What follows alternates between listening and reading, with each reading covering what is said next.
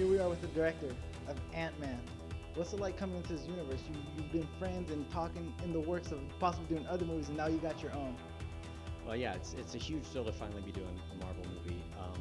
I had developed Fantastic Four years ago, and I've known Kevin Feige at Marvel for some time, and sort of finally be able to do a movie like this, it really is a dream come true for me. It's particularly Ant-Man, I have to say, because I was a kid who grew up reading Marvel comics, and Ant-Man was always one of my favorites. In the comics, he's a founding member of the Avengers, and sort of finally give Ant-Man his due in the cinematic universe it's a thrill.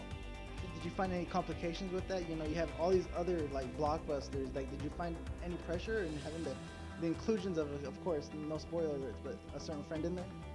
Yeah, I mean, listen, there's pressure for any movie, but in finally doing a Marvel movie, I love all the Marvel movies, so the pressure was sort of self-imposed. I don't want to screw it up.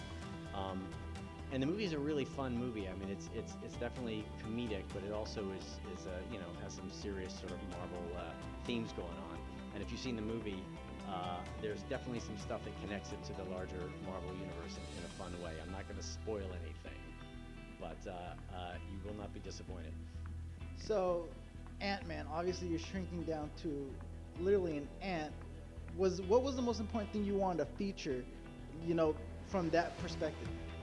Well, it was important to me that when we shrink down with Ant-Man, it had to look photorealistic. I mean, this is sort of, it's going to be the definitive shrinking movie, there hasn't been one really in a lot of years, So we had 2015 technology, and it just had to look realistic. So we used a combination of motion picture macro photography, still macro photography, motion capture, and I was really, constantly looking at visual effect shots and saying, okay, it's got to look more real. I want to feel the parchment that he's running across it. I want to see dust in the air and stuff like that. It was important that the movie feel the same whether you're full size or when you're down the size of Ant-Man.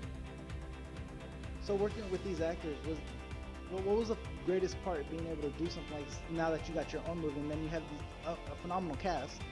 Yeah, well, I mean, it's an outrageous cast. Honestly, I mean, Paul Rudd for me just can do no wrong. He can do comedy, drama, and to have him playing Scott Lang is sort of perfect for this movie because let's face it, Ant-Man's powers are pretty weird. He shrinks down and he can control ants. So there's a certain just sort of absurdity to that in the first place. The movie takes it very seriously, but what's great is, with Paul playing that character, he reacts kind of the way you would or I would if you found that suit and, we're suddenly faced with being able to shrink and control ants. He definitely sort of is the eyes and ears of the audience that, like, it's a little weird. Speaking of being able to control ants, if there was something you can control like out there in nature, what would you choose? Well, I think, if I were able to choose my own superpower, essentially, I mean, who doesn't want to fly? I think being able to fly would be insane. No worries with traffic either, right? Yeah, exactly. Now, I live in LA, so flying would come in really, really handy.